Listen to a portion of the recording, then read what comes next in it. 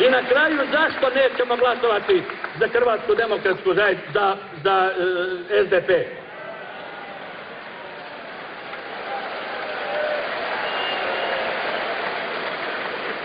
Malo hoćemo, malo nećemo. Sudit ćemo tim probisjetima, tim propalitetima, tim lopovima i banditima koji su našu zemlju uništili. Našim saborskim zastupnicima, našoj vladi, koji nisu naša, koji rade u interesu stranog kapitala, koji rade u interesu drugih zemalja, ali nikako ne svoje Hrvatske.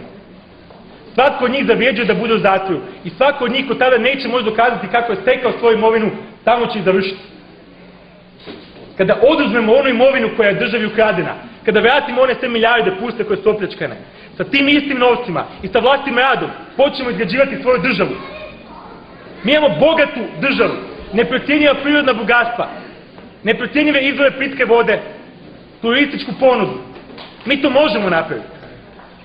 Ja sam uvjeren i sve vas uvjeravam da mi možemo izgraditi snažnu državu kako Švicarska ili Švedska čak mogu samostanjati.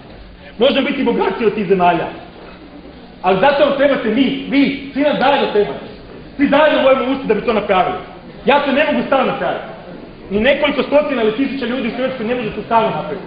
Mi nemamo masovne medije, mi nemamo političare na visokim funkcijama. Mi krećemo od nule sa svojim narodom.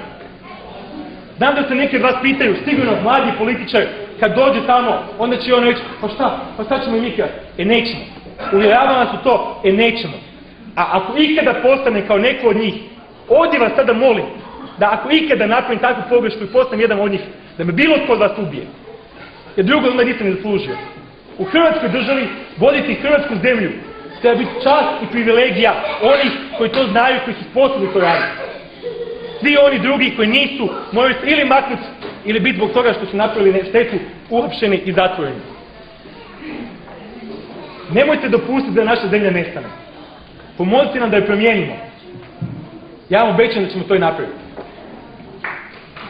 Hvala lijepo, imamo još vremena za jedno pitanje. Evo gospodin Andrija Vasilj.